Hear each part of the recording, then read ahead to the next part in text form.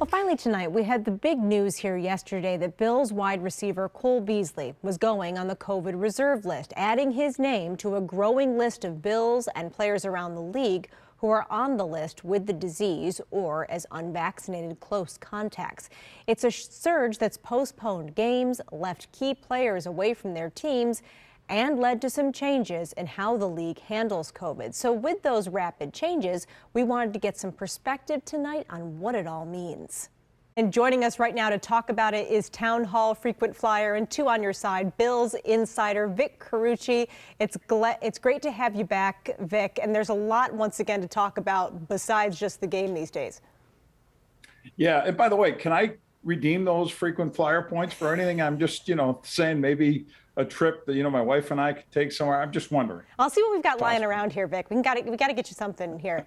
But we want to talk about the COVID reserve list because we hear that a lot. As a practical matter, what does that actually mean to go on that list?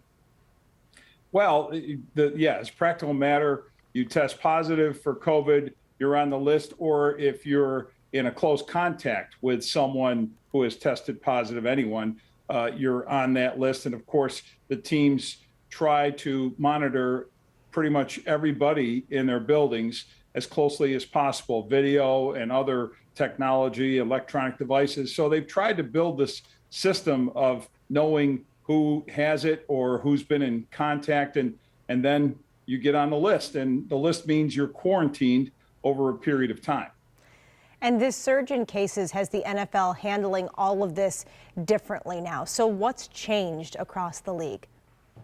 Right. Well, the surge has, first and foremost, it's interesting that in line with the surge was a revision of the protocol that was put in place from a year ago, from when this all began.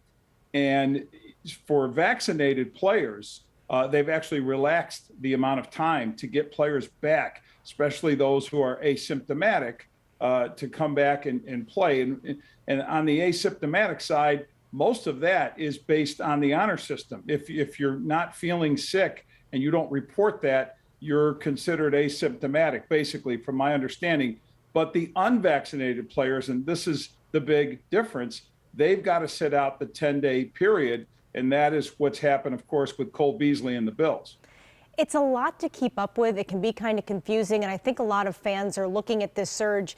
They see the NHL on pause, more games postponed today in the NBA, and are starting to wonder how long it might be before we start seeing a bigger disruption in the NFL than just playing a few games a few days later. Are you expecting anything like that in the next few weeks, or do you think they're just going to try to power through and figure out a way to just get it all in no matter what?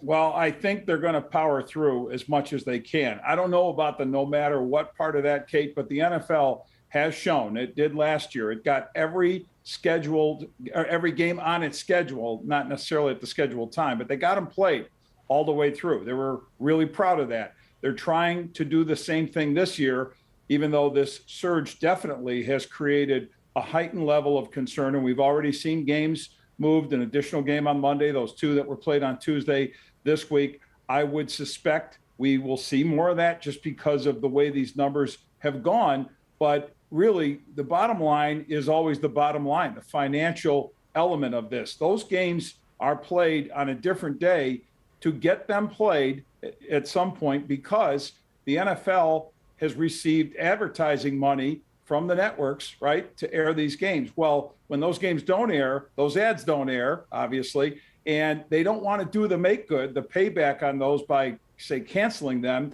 And that opens up a whole different can of worms of competitive issues and so forth. So getting them played for the league is the priority by hook or crook as best they can. And of course, you got to have enough players to do it. Teams are reaching very deep into their depth charts, their practice squads to get players playing quarterback like Cleveland did the other night. And probably to their detriment, they lost the game to the Raiders. So there's that challenge, but it's mainly a bottom line thing to make sure financially they're meeting up to the obligation of providing those TV networks the games that they're paying for.